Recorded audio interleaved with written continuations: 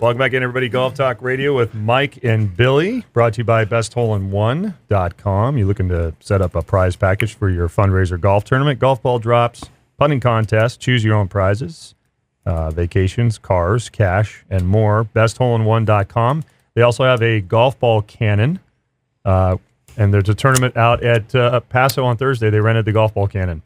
So I'm actually going to get to see it. It's coming. It's coming to Paso on Thursday. I always miss the good stuff. How much is to rent that? I'll tell you off air. Okay. Yeah. 844-923-7844. 844-923-7844 is the phone number, or bestholein1.com. Thank you, my lord. You're welcome. So tee clipping or grass clipping? Grass clippings. So it's an interesting conversation because we were saying, what would we give? You had 2 minutes with somebody, and what would you tell them to do? And Jim's teaching royalty, and Mike's teaching ballet dancers with balance stuff going on, and which is both great tips, by the way. I would never say you guys weren't great instructors, but I'm going to say that mine was better.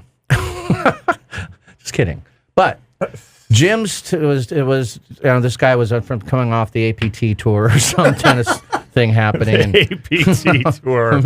That's awesome. So he said, hit it like a tennis racket or something. And clip the tee with the bottom of the tennis racket. And I said, my advice would be just brush the grass. Hand them the club so they're comfortable with the grip on the grip side, and just have a swing and brush the grass back and forth both directions. That would be just, and do that a few minutes to get a feel. And then, so we were saying, and the clipping of the tee, I have to give you, when I teach my kids, the little bitty guys, I put a ball on a tee like it's a popsicle on a stick, or a lollipop on a stick, and I ask them to hit the bottom, the leading edge, and take out the stick and not the ball. And that gets the ball up in the air and gets the ball in the your lob shot too, right? Yeah. So I have used your clip the tee. I have. And I've used your grass clip a lot. And you've worked with brushing of the grass. Yep. So if we clip the tee, brush the grass, and put a tee there, and finish in balance. Beautiful. Wow. That's an $80 lesson. That's right. That it is. They've heard that from 3 PGA professionals. But I do like the thing with how many people top the ball. They try to, there's so many reasons, we won't get into that. But it's so hard for them to understand it's okay to hit ground. It is okay to hit the ground. You know what I've done recently? It is. It's absolutely. It's amazing. And they do hit the ground. It's amazing how do you guys have a lot of people apologize when they hit the ground? And yeah, sometimes. Isn't that weird? I'm sorry for your divot here, and it shocks them. They freak out. And I'm like, oh, that's okay. I'd rather see that than you hit the top half of that golf ball. And there's how often have I said, okay, try to hit 2 inches behind the ball and hit the ground. And all of a sudden, it goes up, because their leading hand, their front hand, is actually in front of the golf ball. So in the as you're driving, your club does bottom out past the ball, or should, obviously. Right. But they don't get, most people don't get that, so they try to hit down, or they're trying to scoop up, or whatever they're trying, or pull down, I should say. But so it's weird when you say it's okay to hit the ground, and it is. I remember I used to take beaver pelts. It used to be fun. Yeah, dude, you were awesome. But it was coming real steep, and that was my angle of approach. But then Watson would barely brush the grass, and I was watching some of these guys on tour hitting 8 irons on the driving range. You can barely see they just took a few grass clippings. Pretty amazing. Interesting. But they're still, it's brushing after the ball, but they would have clipped the tee for sure, right? Yeah. But getting the ball up high, as teachers, we usually put it up high so they build confidence and hit the ball in the air. We want them to get the ball in the air. But if we start, and I usually start sneaking it lower and lower and lower. I agree with you. And I'll even fake like I put it on a tee. Yeah. So I'll say, look at that bird, and beautiful. And I'll reach down, and so there's a mock tee up. And then they hit it, and I'll say, that was on the ground. No, it wasn't. Yeah, it was really off the grass. That's funny. Because I like that. So they're thinking, because when it's on the ground, they make a different move. Yes. Yeah. And there's nothing wrong with hitting the ground. I've done the same. I don't like the beaver pellet. I've done the same thing as you will do. Like if they start with a tee, I gradually, I'll just tee it up for them. I'll gradually put it lower and lower and lower. And sometimes I'll get it to where the top of the tee is actually below the ground. And then they hit it and they go, man, that felt amazing. And I go, what happened to your tee? Yeah, I do the same thing. Because I learned that from you too. Something else that I've done. There was another tee. Yes, it was. It's broke. It's just sleeping. Yeah, probably only the last couple of years. I don't know. It's probably something that you guys taught me. But when I'm in groups or even a private lesson now, I'll take the club, I'll hold it down by the bottom of the shaft near the head, and then I hold the club straight up and down with the shaft straight up and down. And now with the new golf clubs, when you do that and you have that club head right by your eyes and you can see the undercarriage of the sole of the club, you realize that the back of the club is actually the lowest point of the club if somebody holds their hands straight up and down. So when you think Are you about talking about the bounce of the golf club? so when you think about us, when we look down and we're playing golf, we're looking down on the top of the ball. We can't see the underside of that club, right? So the brain, when you hear like what you said, Billy, the brain's going, or the player's going, I got to get under it. I got to get under it. I got to get under it. So I'll hold that club right there and I go, okay, here's getting under it. And I just go like this. And I'll hold a ball there and I go, here's when your brain says get under it. And they go, oh, now I see what's going on. And I said, then I'll say, you're holding it. I said, just take the shaft and lean it forward ever so slightly, a couple degrees. And now all of a sudden they see the leading edge of the club get flush to the ground. Yeah. And it's really interesting because people are so visual that, like what you're saying, Bill, they go, oh, well, now if I try to get under it, it's not going to work. Like what you were saying, where they try to hit down on it, they try to, and for a lot of beginners, just they understanding. pull down on it. In golf, you do hit down to go up, which is such a strange thing. It's sort of a down. It's a glancing blow, but you're right. But you know what would not happen if you brush the grass? The ball goes in the air. Yeah, it does. If you could get the club to brush the grass, and especially both directions, because that makes head weight awareness. They're aware of what's actually striking the ball. So if you make a practice, if you tell somebody to make a practice swing, they usually swing whoosh, above the, it's air ball, so we tempo. So there's no grass striking. It's above the ground. You hear the whoosh, they're whiffing. And if they do that both directions, they have no clue where the club head is. There's no awareness of the bottom of that club. Right. Brushing the grass both directions brings awareness to that area. So there's a transition doing that both ways. It's like a swing set swinging back and forth, right? Right. And at the bottom of it, if it's brushing both ways, all of a sudden the sensation is out at the bottom of that circle instead of up near the grip area. And so that's why I would do that one tip, because if you threw a ball down in the middle of that brushing, if you could toss it perfectly, it's gone. Yeah. And I've tried that. Of course, they hit it in the backswing and almost took out the carts. But you're right. But it's true. If you were brushing, or if they brush, they slowly walk forward, and which we've all done that drill. You brush, brush, walk into the ball, and the ball goes. So that's and I think I heard Johnny Miller say something like, we went and saw him in Palm Springs. You and I went. Remember, we were hanging with Johnny. Mm-hmm. And he was talking about brushing the grass too. Yep. And I've been saying that for so long. Yeah. And like tempo and timing, I've been doing it forever. But it's true, because I've been doing that with people chipping or putting or something like that. And it just helps them understand where the club face awareness. And obviously balance, dynamic balance throughout the swing, Mike, is crucial. Yeah. Yes, there's no question about it. Tennis too. Got to have it in tennis, Jim. Thank you. No, it's really fascinating. I mean, especially now, like for, like when I did clinics with you, Bill, for the ladies clinics, and we've carried that on up at Paso, and now we've had so many brand new players come out.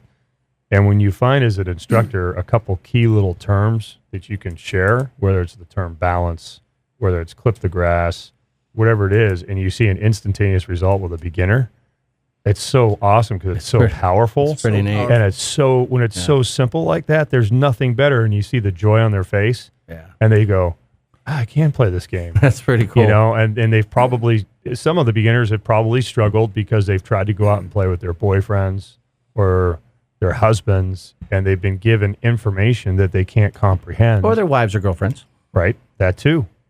And so it's just, all that. That's such a great question that you brought up there. I have been, since first tee, I've coached philosophy. I've been saying a lot too. I've been teaching a lot more private lessons than I have in the past, because I've been focused on kids. But I say that right off the get-go, the truth, and this, I believe this from my heart, I can't teach anybody anything. Right. I can lead them to self-discovery. And I think a good coach or a good teacher knows different ways to guide people to I could teach them all about the golf swing on paper, or they in their brain. I can tell them all about laws and principles. I can tell them all about all that, the importance of the shaft angle at impact and all the things we've been talking about. But that doesn't have them apply it or be able to hit a shot. No. So guiding them to that discovery, that aha moment that you just said, is magical. But when they know that in the beginning, I said, we're a team here. I have to guide you.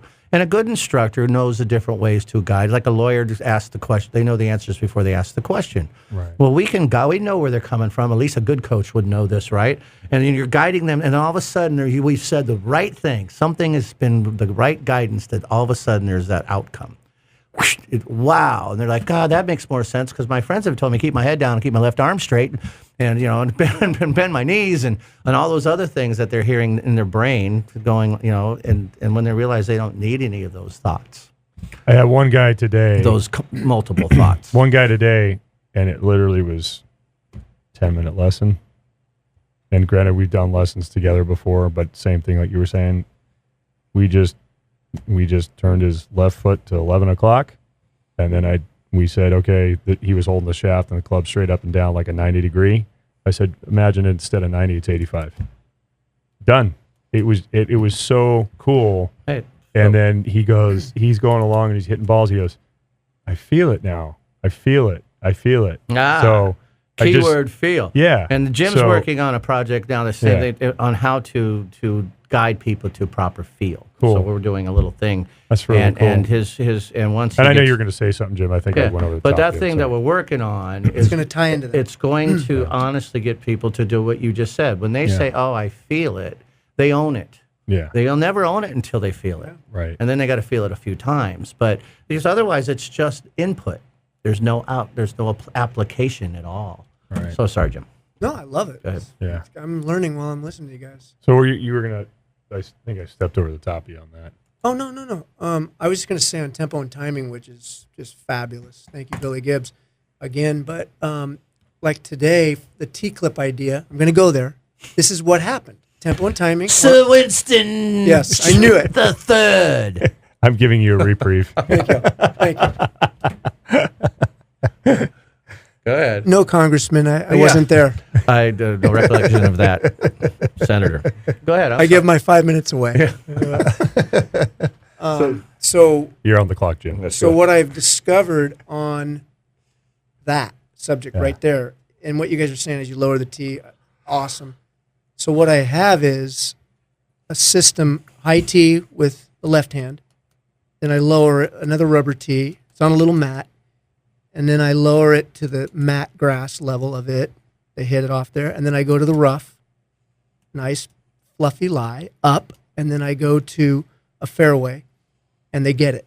Like if I do it that way slowly. So progression to the ground. And that builds. But I have the system. That builds their awareness. Same thing with the right hand. Not have a system, Jim. I know, no formulas. There's no formulas, Jim. No, nothing. But but you're showing them different ways that they get awareness of what they're doing certain lies. Yeah. And it's not so much certain lies; it's that you can hit it from all different lies. Yeah. So as long as you build the confidence on the tee, yeah. and so so as long as you build the confidence, it's really interesting too because when you think about it, then that's something that is like what you're doing there, Jim. It's super relatable to when you go play because you have them in actual rough as opposed to a tee. Yeah. And how many students do you find that will go?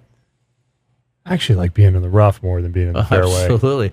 For that reason. Because the ball's teed up. Exactly. For that reason, especially Kikuyu rough. Yeah, because Sits right it's teed up. Oh, Right. yeah. Avila Now, is if it's awesome down for buried that. in the rough, that's a whole different thing. Purísima. But for the most time, rough is teed up. That's why they Yeah. like it so much. Yeah. They don't realize that the I used spins to are different and all that. love the rough at Avila when it was healthy. The Was it Kikuyu. Kikuyu? Yeah, it's Kikuyu. Oh, and you had a ball sitting up there on a par 5. You could take your 3-wood and just But rip when it. you're 10 feet off the green, or the driving iron. But if you're 10 feet off the green with a short pin, because you can't bump it in, you have to fly it. So that was a tough chipping golf course. Yeah. Like rest. Very much so. But so, and this quick topic, do we have another minute or two? We got, let's see, 16, 20. Yeah, we get about probably 3 more minutes till break. I'm a strong believer less is more, and you guys know me, and I think too much input. People taking lessons can't compute all of this stuff together and apply. No. So there's overwhelming too much information, and they're trying to get process in their brain and make it into action. But one of the challenges is everybody takes a lesson like, how much for an hour? How many times you get that question? How much is your hour lesson? Well, you could get you could get everything you need done in 15 minutes. But if you're going to charge $75 for 15 minutes, I could get to another lesson for an hour for $75. But what benefit is it unless that's too much input for one person at one time to get too much information. So how do you guys, are you 30-minute lesson people? Or what do you do? Do you time them? I mean, you have people I've had people on the clock. Well, we got 8 more minutes.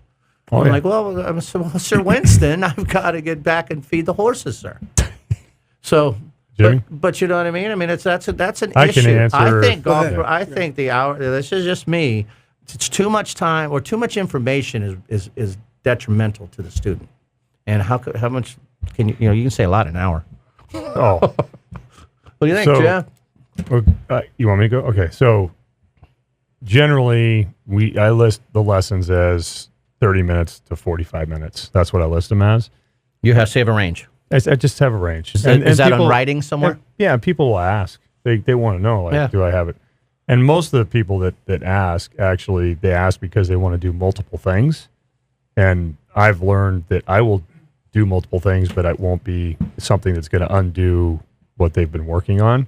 The other thing that I've learned to do, which is also benefit from the first tee, is like the lesson today that I was just talking about with the foot and then the shaft angle. We were on the tee for 40 minutes. I think I talked 5 combined, and I just let them hit balls. I let them talk. I let them listen. I listened to what they said, what they were feeling. And then I told them, I just go, I'm going to just hang out and watch you hit some balls for about 10 minutes. Okay. And then when I'm done, I'll say, hey, part of the lesson is my practice is to leave and you get to hit the balls, and then you can come talk to me if you want afterwards, but I want to give you some alone time to kind of experiment with what we just did.